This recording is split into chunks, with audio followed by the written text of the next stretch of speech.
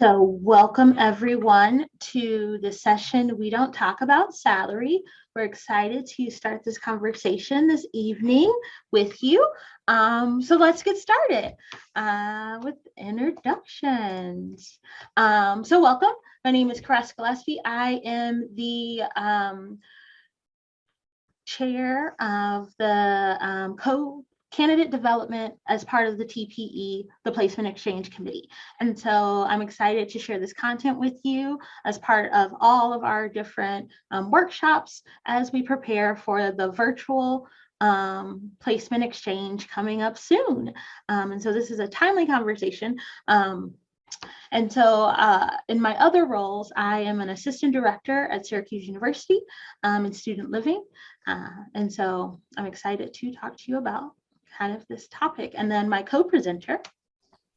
Hey everyone, thank you so much for joining us this evening. I enjoy talking about money. I'm a financial and life coach. It's one of my favorite things to do. So I'm happy that Caress and I are here to share our knowledge and experience as it regards to money. In my other role, I do serve as an associate director at the University of Michigan in the Michigan Research and Discovery Scholars Program. And we are about to really get into some good topic conversation and content, Caress. I'm excited. I really am excited. Right? I think we don't talk about salary enough, and a nod to my obsession for Encanto. So warning now, if there are multiple Encanto references, I am like many of millennials in the world that I'm obsessed. I love the movie and all of the music. So if you want to hum or tune while we're presenting, do that as well.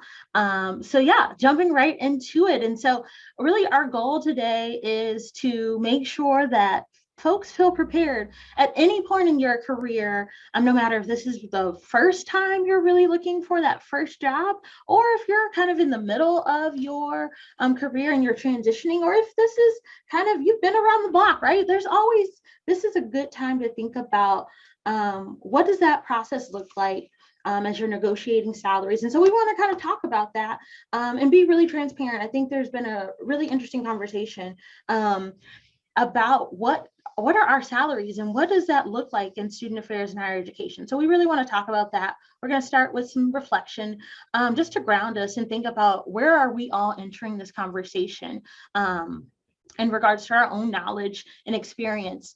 And then talking about different tips, the landscape, and then strategies as we not only think about starting that process, but then going through that process. And so we're going to walk you through kind of before, during, and then after. And then we have some ideas of what you can do after this presentation. And so hopefully you can take away something to kind of think about even if you don't necessarily have a job offer or you're entering a salary negotiation. Our goal is to make sure there's something that you can do or think about or reflect on after this presentation to start your salary negotiation journey. Which is a wonderful thing that you should know what you should be taking away from this. So you can consciously think about the intentional learning that will happen within this space. And we're going to talk about those learning outcomes. So as you are here, you're going to be able to reflect on your relationship with money. You're going to be able to understand current salary practices within higher education and student affairs, identify resources for looking up higher education and salary data, and then also the most important, utilizing these strategies on how to negotiate your salaries, such as benefits, keywords, and questions, so you can come to that table confident and courageous, so you can walk away with all that moolah that you would like.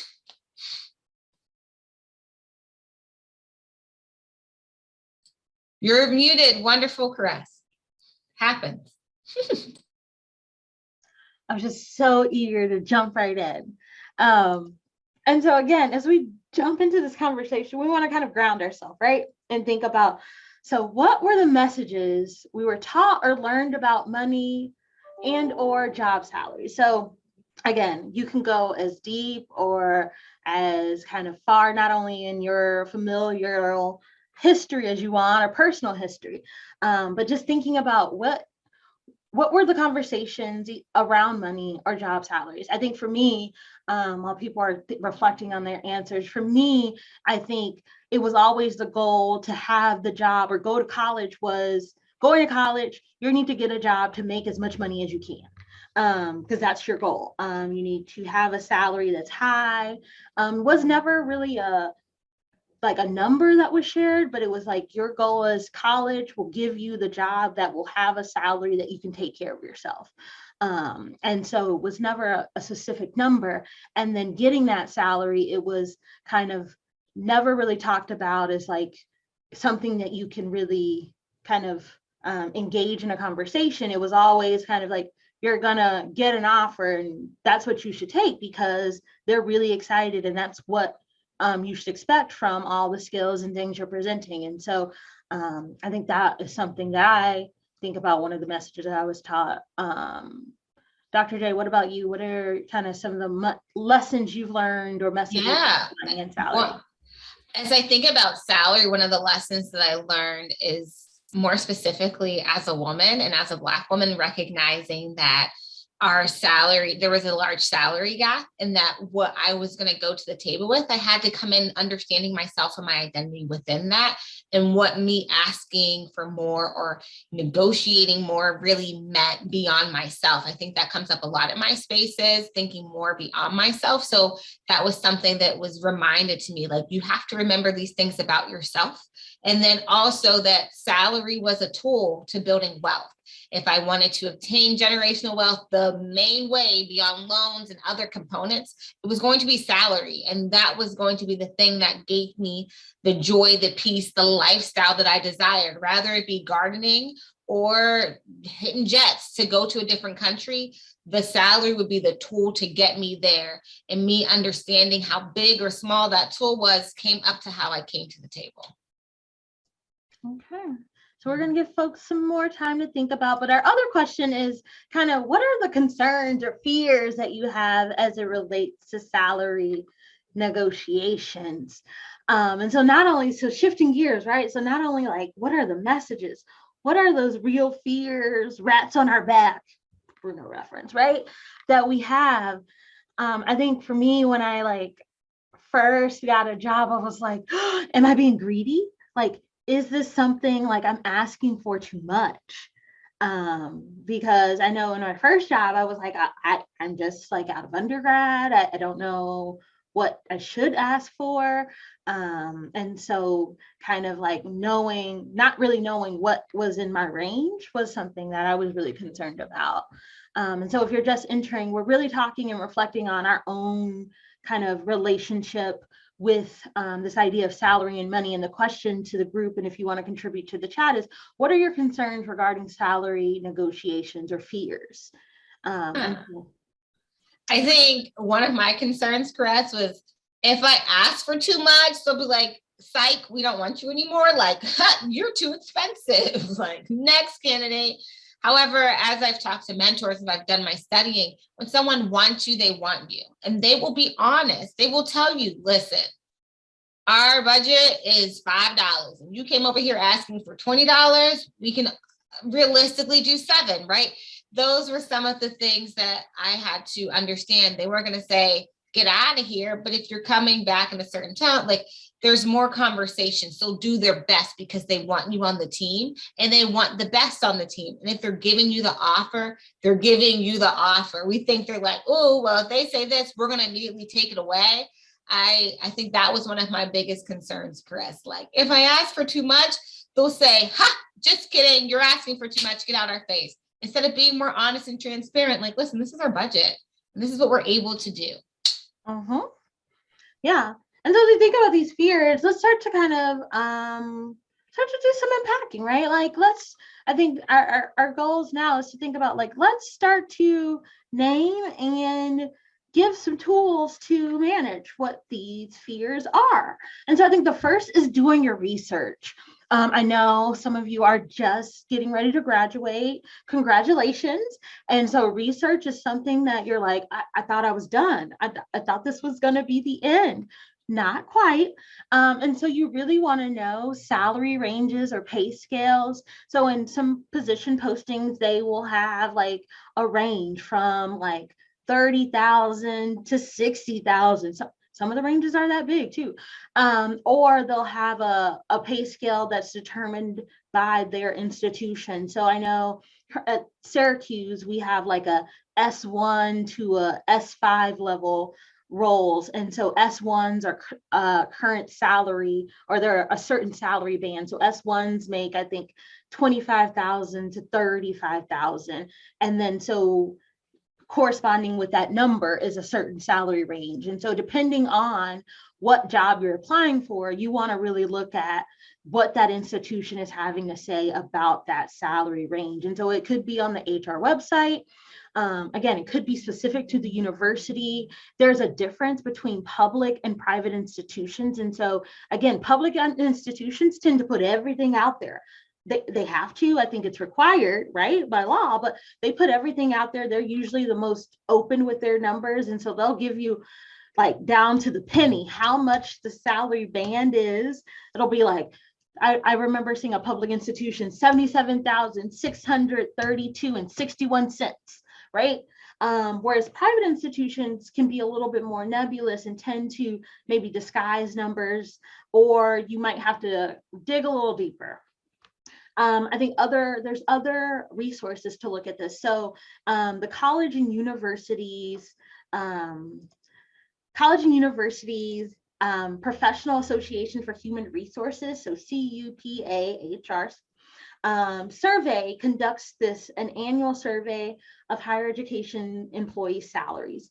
And so this really, they ask different employees across numerous institutions, not only 4-year, 2-year, public, private, and gather and produce a report. And so that's something that you can access on higheredjobs.com. And so that's a really great report because it really specifically tells you at certain institutions and certain positions what those positions made. And then you can access the reports over various years. And so you can compare the data annually and see maybe what the changes were. And I would say a lot of institutions engage or participate in that survey because that's another way that they're telling or giving information to their candidates about what their salary offerings are. I would say there's more private and other companies that will share salaries too, like I think our professional organizations. And so looking at NASPA, ACUOI, ACPA, all have other resources and similar surveys that will share information around how to access salaries. And then again, like I said, private companies or more independent companies such as Glassdoor, PayScale, we'll talk and share some of those figures later. But these are ways that you can start to look at maybe similar institutions. You can search by positions. You can even search by if there are like particular roles you're interested in. These are where you can start to get an idea to start those negotiations, or even looking at, as you're looking at positions, do these align with what kind of others are seeing in the same region? Because I think there's differences comparatively to where you are. And so that's where the smart asset cost of living calculator becomes really important, because depending on kind of the region or the state, this allows you to think about the other cost of living. And so what is a living wage salary needed to live in New York City versus like Boise, Idaho? Very different, right? And so not only having your idea and being able to research the institution's salary, comparing that to where the institution is located and what is the living wage and cost that you will need to make to actually live there. And so I think these are all important things you need to think about looking at, and all are helpful as you start to build what that number is that you need to make. It might not be the dream number, but what is that starting number that feels right to you? I think also, Caress, is that on the thing that we don't do is talk about our salary with peers when you do your research. Talk to your other professional peers that you have healthy relationships with, that if you ask them, they don't think you're asking what their worth is, because a lot of times our salaries, some people misinterpret as, oh, I'm worth this much, and it's not correlated, right? You're asking a peer so you can have context. So whenever your hall director potentially, or your new grad, and you see what your peers, where they are, having those conversations, say, yeah, well, what was your salary for that? Or what did you accept? And because those will give you some insight on what's realistic or what's happening out there, what you can do to strategize. So in addition to these things that are cited scholarly, also do some of that informal research that isn't always on paper by talking to your peers and mentors, so they can say, yeah, that sounds about right, because 5 years ago when I was in that position, I was making X amount of money. Which, as you are looking, as Chris stated, you can go to glassdoor.com, and this is where we got this graph from, to see more of what the range is in regards to a different pay or salary within higher ed or a specific job, right? And this, as you see, this is something that provides the average. And the very high confidence for Glassdoor just says, like, they're really confident, like, this is the average that this role makes, or this is what it means, because they have about 50 salaries to do this cross analysis to say, okay, this is what it will look like, versus a position that has like one salary and it's like $85,000 to be an assistant director. And you're like, what? That's how much I should be making? Well, pump your brakes. Where is this school? What does it look like? So this is something to have you really gauge and understand, and go back to evaluate the metric whenever you bring your data to the conversation. So we'll talk about those things that you need to build up, but whenever you're bringing your data to the conversation, this will give you some things that are more realistic, what's realistic to expect, and if you're where you are. However, I want you to also size your salary to your institution. So a lot of us may see this average number and you're like, I'm below average, I'm not successful. Not true. What you need to remember is the size of the institution matters, the amount of work, the title of the work, all the things. So it's something where when you see this number, don't associate to your worth. Recognize this is something as a measurement and a benchmarking tool, but this does not mean that this is what it is going to be for you forever. So in higher ed, it's about 50,000, and then in student 57,000, and then in student affairs, it's about 46,000 is the average salary. So if you're anywhere around this ballpark, great, good for you. And if you're a little below, that's when we're going to talk about other negotiating tools or your benefits that actually bring you above average that your other peers may not have for them. And then I know a common question I get when we put this up is like, what's the difference between higher education and student affairs? Higher education tends to, and I guess the distinguishing factor from Glassdoor is kind of, they will include more academic roles in higher education and more like teaching facing roles, as opposed to administrative or student support roles. And so that is how they distinguish the positions, or they've pulled apart this kind of roles to publish these numbers. And so if that is a question that you have. And so as we think about this and you're kind of saying, oh my God, am I below average? Where do I fit in this? You need to know what your worth is. And so get your Louisa on and glow, because you know what your worth is.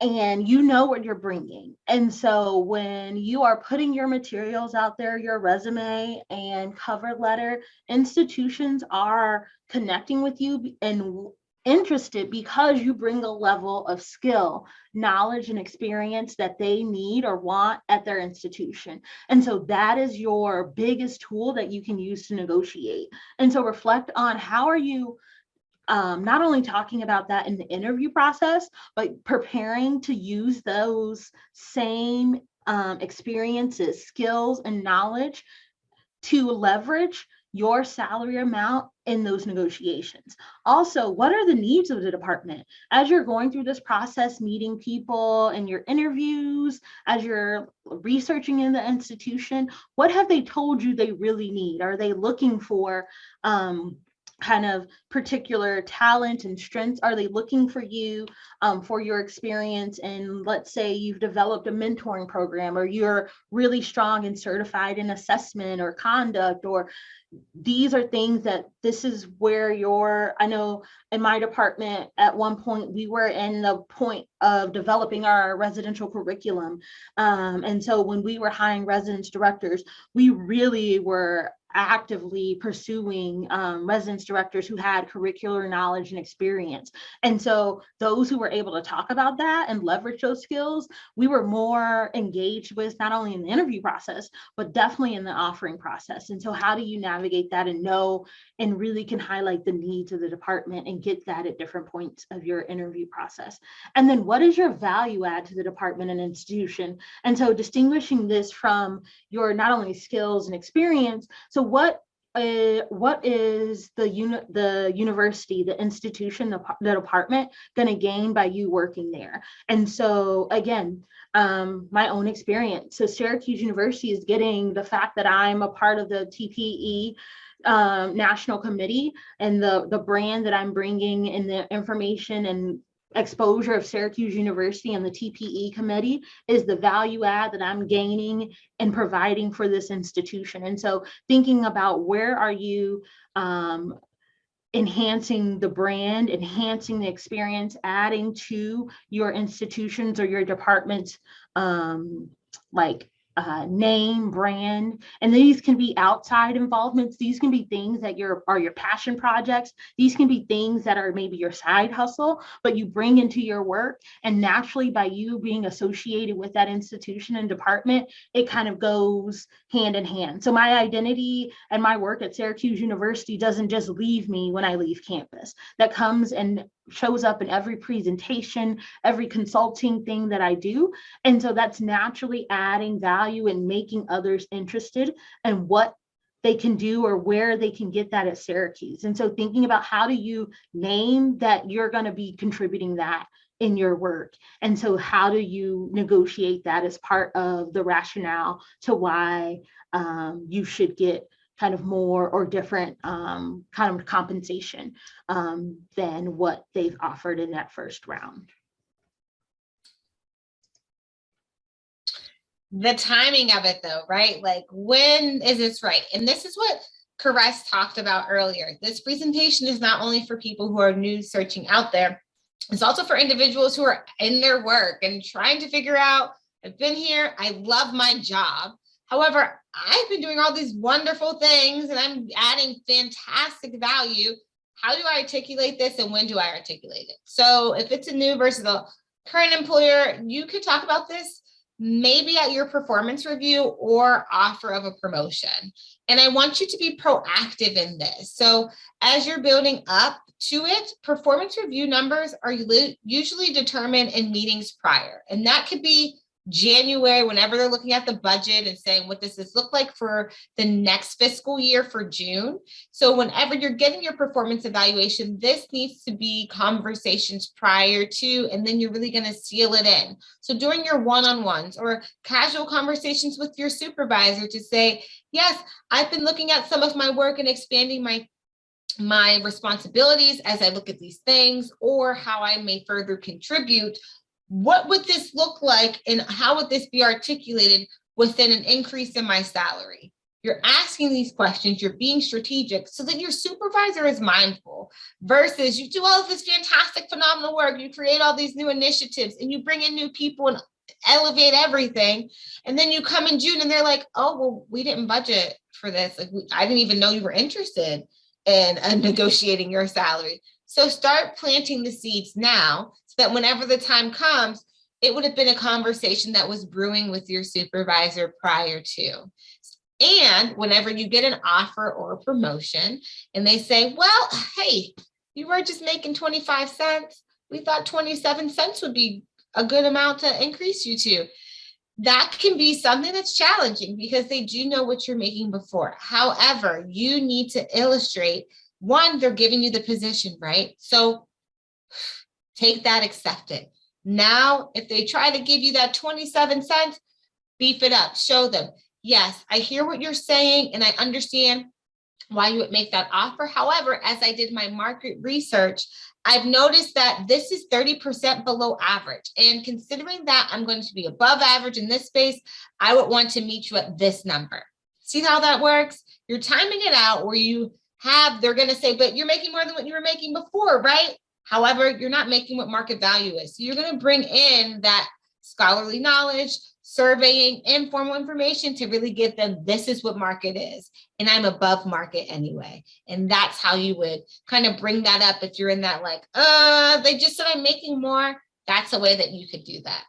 So then also before the job offer, you can have that conversation if only no information is given in a posting or interview. So what does that look like? You're not saying, what is this? Like, well, how much is this salary? How much is it? You're not doing this in the tell me about yourself question, not even in the first round, maybe like more campus, second round. This is where we are. You're going to ask, you're going to say, what is the range for this position? I've looked, I'm really interested. I'm happy to be here. One of my questions is, what is the range for this position? Salary range. So then that will let them know, like, so you can understand and gauge where you are, where you fit, and what you'll be asking for. So then you have that information before you're accepting next steps, because that may be a really big factor for you, but you're asking a general question, not what is the salary.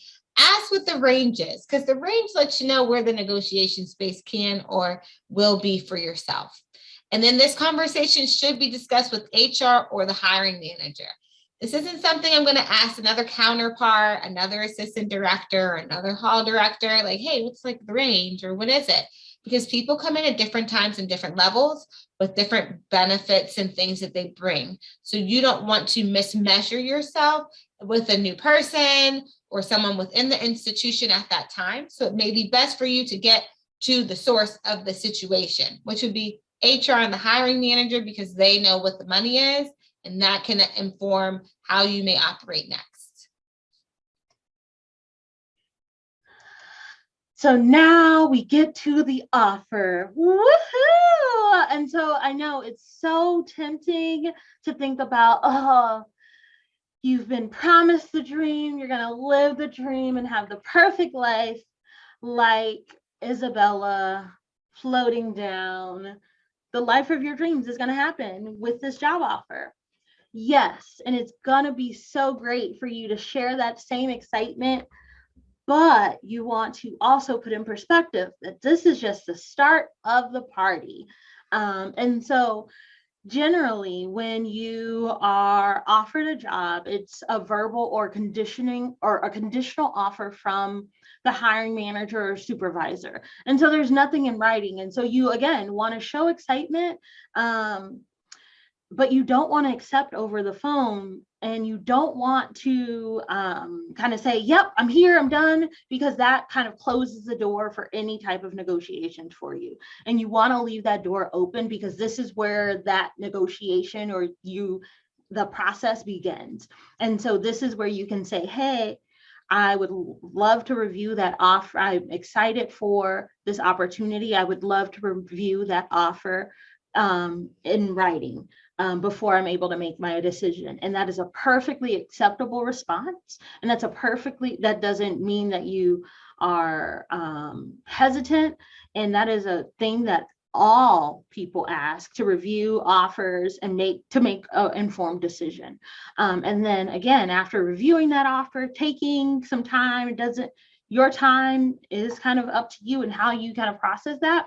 That is when you go back and say, am I able to negotiate the salary or the compensation that's offered? And so again, when you get to this point, you should have an idea of what you want. And by what you want, you need specifics. So no more ranges, you need specific numbers. And so this is where, again, this is the start of the party, the game, the big show. So you want to go in knowing and asking for what you want and asking for it high. And so when they say go big or go home, this is where they mean it. And so knowing those specific numbers, knowing other things that you want, having that ready, because that is where, again, your confidence in this process will show. But then also that is where, again, you can be able to engage in that negotiation conversation with the hiring manager or employer. So these are some of the post-offer strategies, and that's going to be communicate your timeline and offers And this conversation is really, you want to make the time for follow-up, right? This is whenever you're going to say, so what does this look like? How long do you need? How long do I have to think about this? And take your time. This is a life decision. This is a 2-year decision. Can you live with this for 2 years? The numbers that you've already done in the pre-work, does this work? The work, the market research, what you're contributing, does this make sense? Will this accommodate and equip who you want to be as a professional and where you see yourself moving forward? And then outline your counter offer. This is a lot with the pre-work that we're going to do. And this is when you're going to follow up with your research, your job performance, cost living, or other data to support the negotiation points. So as you think about relocation and the things that we're going to talk about, these are where you're going to bring those things in that conversation. It's important for you to have those sources cited and take time. Practice, we're going to get to that part, but these are the things that you need to really start to get into and think about before you get into this space. Next, know your limit and priorities. What is not negotiable? If you have a lifestyle, a condition, something that you need for accessibility, and the institution cannot do it, they're unable, or they're not willing, you need to have offer work from home these days, and they said nope, and on these days, and that restricts you. If you're a solo parent, if you have a partner with a shared vehicle, whatever that may be, those are some things you're yeah, this is something I'm not able to do, compromises too much of my lifestyle, or when I'm able to contribute because I do not think I'll have the adequate support, I'm going to need to walk away from this. And you need to do that with confidence, knowing, and that's a part of knowing your worth. Walking away is knowing what you are worth and when something is below what you need. Next is after negotiation, typically you'll have a verbal agreement. So yep, yes, this is what we're going to go with. Sounds good. X-nay numbers here, boom, boom, pow. Then it has to go through this whole HR process that none of us want to be a part of unless you're going into that field. And there's a lot of backdoor conversations and this and background checks, yada, yada, yada. But you need something in writing. You need something in writing. Does not hold any weight if you do not have it in writing. But you said my professional development was, and then you said, and this was what I heard, and then that person's left. I'm sorry they promised you that. We don't know that you had that conversation. They actually just got a new job before you started. So this is very important when you need something in writing so that you have something to back you up. And you need to review it before you accept the offer.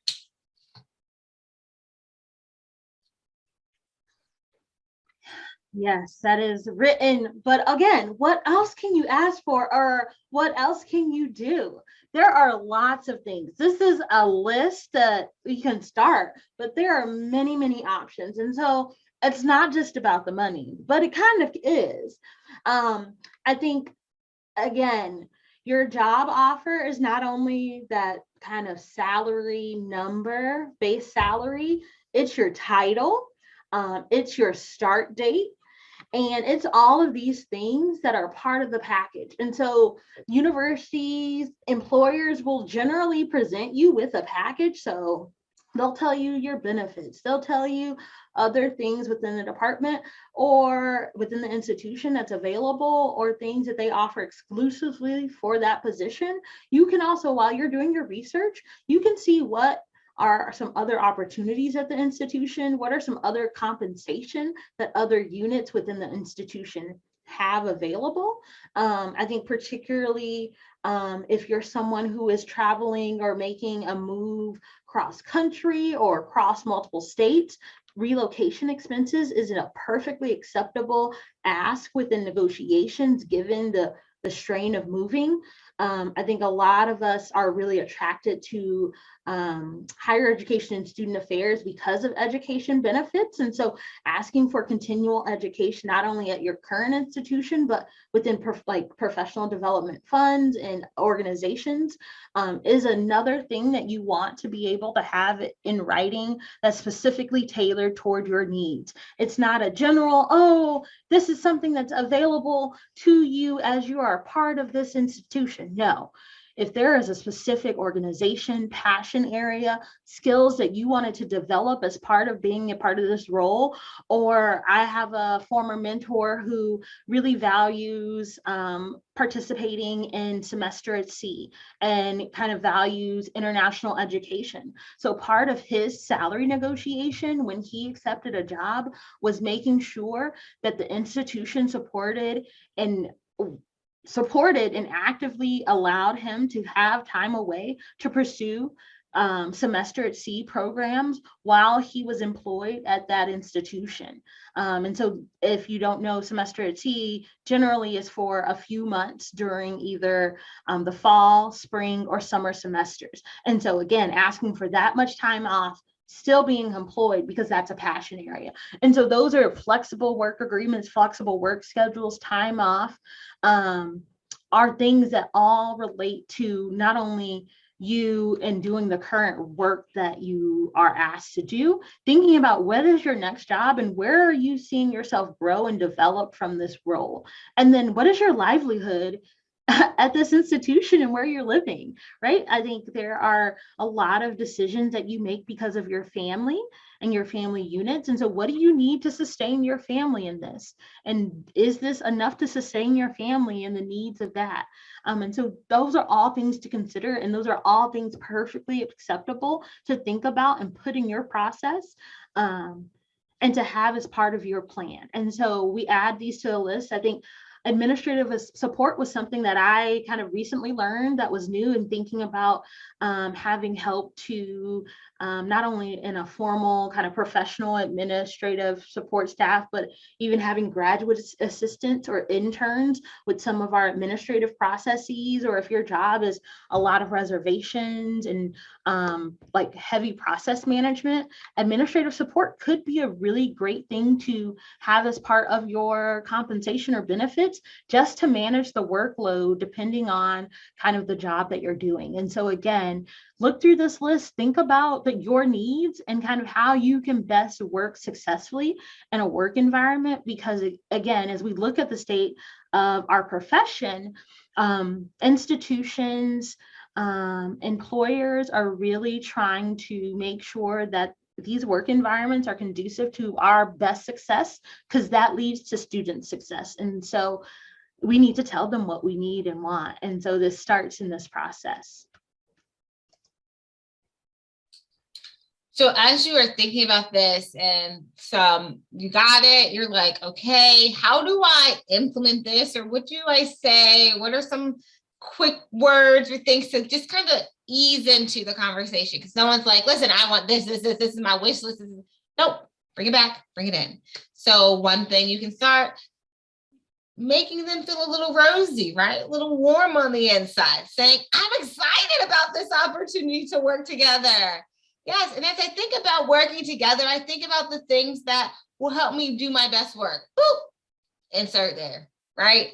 Based on my research, thank you so much. Based on my research, I noticed this was the trend and this is what was offered. And based on my skill set and what the trend is, or what market research value is, I want to ask for this. The value I will contribute to the organization looks like this. As a result, I'm requesting that the salary also illustrates the value I'm contributing. I'm asking for this amount of money. Similarly situated employees have this type of package offering X. So I want to also ask for an additional $4,000 in professional development as a director. What is flexible with this summer? I would like to work remote during the summer. I would like to come in on Monday, Wednesday, Thursday in the summer. So you're looking at what things you can do to adjust those and give yourself some time to decompress, especially if you're live-in, or what that may look like based on duty, what have you. I would be more comfortable if we could have a conversation further about this, because I still have a few more questions. Do not feel rushed. If you need more time, say, I'd be comfortable if I had 5 more days to talk, or a couple more days, or if I have another offer, like I need to kind of look at a couple more things. If you can do that, I'm on board. This is letting them know, put this cherry right here on this ice cream at this part. you can do this. I'm definitely on board. Like, how do I get in it? How do I start? Next, do you mind if I take a couple of days to consider your offer? 48 hours, 2 business days, over the weekend, whatever that looks like, take that time. This is your life. This is relocating. It could be moving a family. It could be moving time zones, whatever that may be. Take your time. It's your life for at least the foreseeable future. So you want to make sure that you make a confident decision. And who else influences the decision or is part of the conversation for this offer? This may be something when you're a little bit frustrated, disappointed, potentially agitated, right? Like, this person is not understanding what I'm saying. I don't think we're meshing. I want to be here, but I also want to be clear about what I need to be successful. Who else influences my salary? Who else influences my benefits or things that I can do? I want to articulate, I want to have another conversation to really to make sure I understand what's happening or understanding what this package can look like so that I'm clear with what I need. And so again, this language is, it was funny when we were kind of creating these questions and thinking about words, because we were like, oh, this is really nice. And again, you can be as nice and as direct as you want to. I think it depends on how your style, and as you're kind of easing into it, what do you warm up to? Because I think, again, we want you to be direct and specific in regards to your numbers, your ask, but the language you use, there's still the possibility and realistic ability to be respectful and be direct at the same time. I think a lot of times we code language and other biases such as race and gender, and oftentimes women with directness. And particularly, I know as a woman of color, my directness sometimes gets read as assertive or gets read as angry.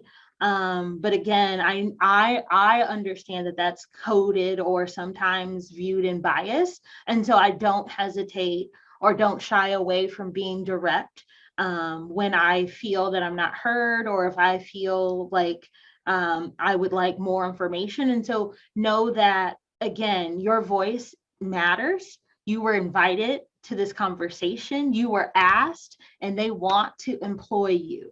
And so they're going to do what they want. They're going to do everything they need to make sure that you take this job. And so engaging with them,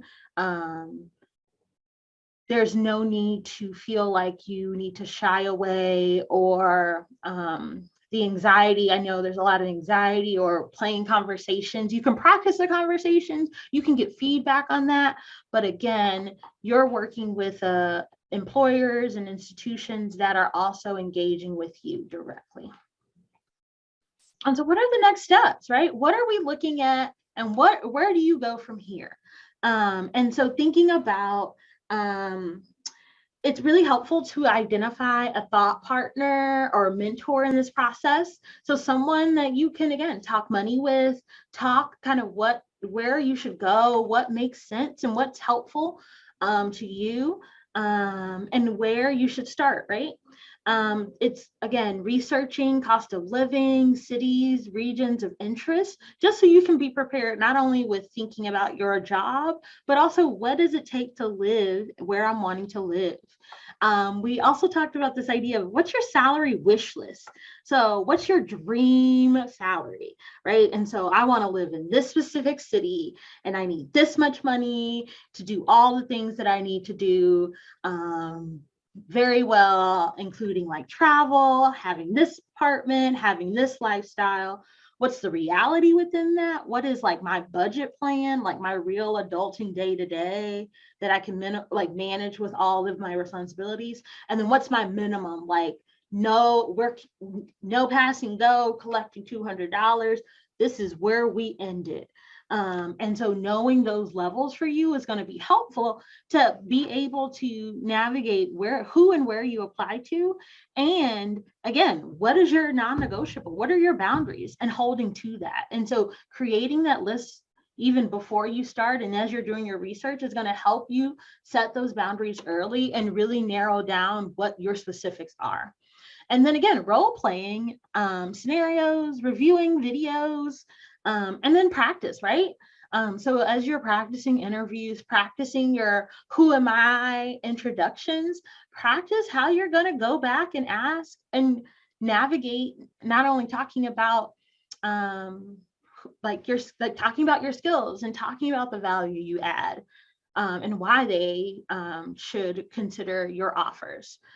And so these are all things that you can get on the path to going forward towards as you pursue your next steps in the process and thinking about your job search or next career opportunity.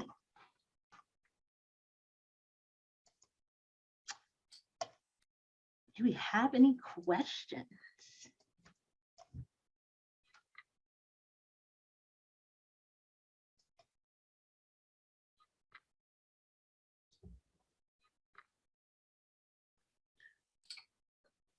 Chris, there's a question in the chat. What happens if it doesn't seem like the employer is willing to budge?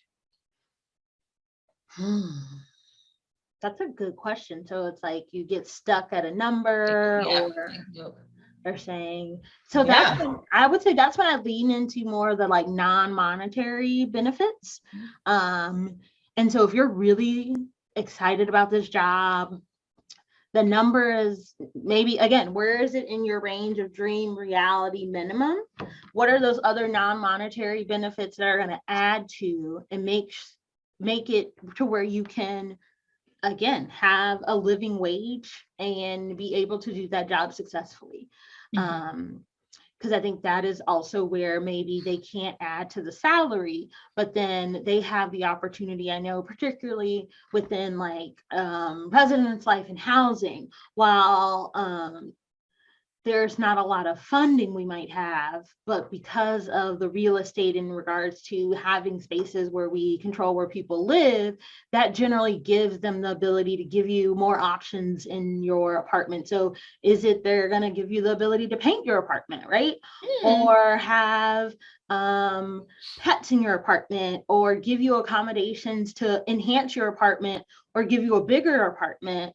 So thinking within also the terms of where you're trying to work and what are the resources that they have or the leverage they have on campus too. So I think that also plays into those non-monetary benefits. I don't know, Dr. J, if you had any other thoughts. Right? Yeah, I think you do a great job capturing like those external factors. So intrinsically thinking more about you now, right? Like, okay, they can't budge. I've asked for these things. I could paint my walls. What do I need as a human? Am I gonna find community? What does my community look like in this space? Because no matter the number, if you're in a location and there's not real community, then your happiness is only associated with work. There's nothing outside of work for you. So it's very important as you think about those things. If it's in your city, right, and it's around your family or your people, whatever that may be, those are some off the paper things that you're not going to get from work. It's about more of your mental health and self-care. So those are some of the things that you should also consider. All right, listen, I'm not going to get the salary I want, but I also won't make frequent trips to my hometown all the time where I'm spending $5,000 a year to just go see my cousin's birthday, wedding. Now I'm close to home. I can drive. So looking at some of those components that are not always there and really thinking about yourself and what you want to do moving forward. Yeah, I think that's a really good point. That was a question. Yeah. So let's see. Are there any other questions?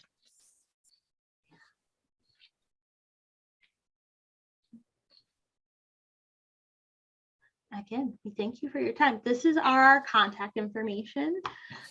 You can connect with us on Instagram. You can connect with us on LinkedIn. That networking piece. And then Dr. J also does financial coaching and wellness. Love it. And so not only thinking in terms of salary, additional money management and enhancement, getting back to your relationship and ideas around money. Those are things that I know Dr. J can assist and support. Yes. And so as you think about this kind of what you're doing in your next steps of your career, of your search, yeah, let us know how we can help. And the TPE committee is here to help you as we are getting within just under a month out from the virtual event. And so we are very excited. There are lots of things happening for employers and candidates as we get ready, wanting to highlight our next event focused towards candidate development is Ace Your Aesthetic. And so this is all about creating a virtual aesthetic and style for your interview to show up as your best you. And so we're going to talk about virtual engagement, redefine what professionalism and professional dress looks like in this virtual environment, and talk about how to navigate that virtual room that we're all interviewing in now. And so those are what we're going to focus in on our next presentation. But you can follow us for more updates and information at the Placement Exchange on LinkedIn, Instagram, and Facebook. And so we look forward to having more continual conversations leading up to the virtual event. And if you haven't registered for the Placement Exchange, the virtual event, please do so, because we have lots of things also available while you're going through the process. And so best of luck in your process, and have a great evening.